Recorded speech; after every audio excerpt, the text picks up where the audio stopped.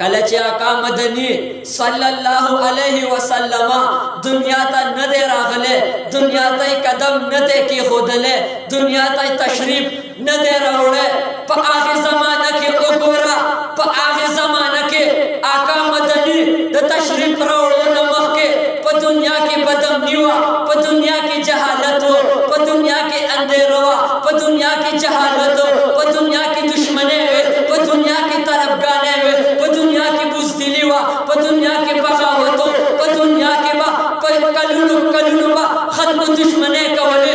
یو به راغو په روډ به څملاستو، وایي داسې څوک شته دی چې ما نه ده خپې کټ کړي، ما نه دې سر دې ځای نه اخوا کړي.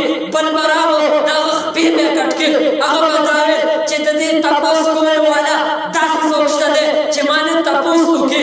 هغه د جهالت زمانه وه چې خلکو به د یو بل په کوپړو کې شراب څښل، لیکن د هغې بدامنۍ والا زمانه کې، هغه د جهالت دور کې پیغمبر علیه السلام دنیا ته تشریف راوړو. د صبح صادق په ټایم کې آقا مدني صلی الله علیه وسلم دنیا ته قدم کېښوده. صبح صادق ټایم کې زه وایم د صبح صادق په ټایم کې آقا مدني صلی الله علیه وسلم دنیا ته تشریف راوړو، امت ته پیغام ورکړو. څنګه چې صبح صادق راځي امت ته پیغام ورکوي، نور راوخیږي، هر څه د خپل رڼا نه روزي، هر یو جالونه خپل هر څه روزي. وګوره پرین چرین د خپلو جالو نه روزي، انسانان د خپل کورونه روزي، خپل خوب نه راپاسي، ځکه چې نور راوځي. صبح صادق ټایم امت ته پیغام ورکوي. په دغه ټایم کې دې نه پته ولګېده چې آقا مدني صلی الله علیه وسلم په صبح صادق ټایم کې پیدایش ځکه وشو چې د صبح صادق ټایم 12 ربیع الاول زما د پیغمبر د پیدایش ټایم دی. امت ته پیغام ورکړو چې اوس به د خانه کعبې نه د 360 بتانو عبادت ختم شو، د یو الله بندګي به شروع شي. آقا مدني صلی الله علیه وسلم د صبح صادق ټایم کې پیدایش ځکه وشو. په صبح صادق ټایم کې چې دای امت ته پیغام ورکړو، څنګه چې تیاره شي، کله چې د ورځې بیا تیاره راشي، تیاره جوړه شي، انسانان هم کورونو ته لاړ شي، دننه اوده شي، پرین چرین هر څه خپلو جالو ته لاړ شي، اوده شي. لیکن کله چې سحر کېږي، کله د صبح صادق ټایم راځي چې کله نور راوخیږي، هغه پرین چرین اوازونه شروع کړي، ځکه خوشحاله وي، رڼا شي، انسانان د خپل کورونو نه راپاسي، مونځ طرف ته لاړ شي، کار روزګار طرف ته لاړ شي. ما ویل دا مسلمانان انسانان خوشحال شي، ځکه رڼا پرې راشي.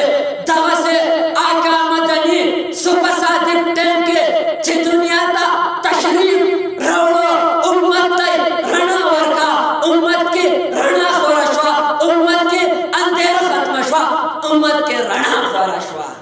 چې آقا مدني صلی الله علیه وسلم د صبح صادق ټایم کې دنیا ته تشریف راوړی، هغه صبح صادق سره الله رب العزت هغه تیاره په رڼا بدله شوه. دا د آقا انقلاب دی، جهالت په تعلیم بدل شو، دا د آقا انقلاب دی، جهالت په علم بدل شو، دا د آقا انقلاب دی. جفا په وفا بدله شوه، دا د آقا انقلاب دی. دوستي په دشمني په دوستۍ بدله شوه، دا د آقا انقلاب دی. بدامني په امن بدله شوه، دا د آقا انقلاب دی. وګوره دشمني په دوستۍ بدله شوه، دا د آقا انقلاب دی. بیا وایا څنګه چې جفا په وفا بدله شوه، دا د آقا انقلاب دی. او آقا صلی الله علیه وسلم چې دنیا ته تشریف راوړو، بزدلي په بادرۍ بدله شوه، دا د آقا انقلاب دی.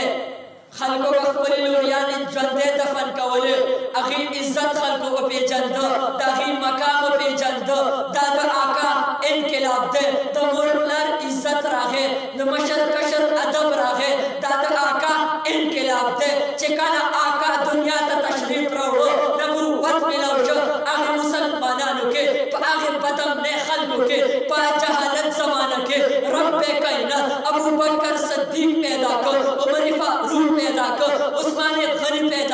शेर खुदा अली मुर्तज़ा पैदा को, हैदर कर्रार पैदा को, अमीर मुआविया पैदा को, अमीर हमजा पैदा को, शेर खुदा अली मुर्तज़ा पैदा को। उमरचे आकाता नबूवत मिलो शो, आकाता दिन तबलीग शुरू को, आकाता नबूवत मिलो शो, दिन दावत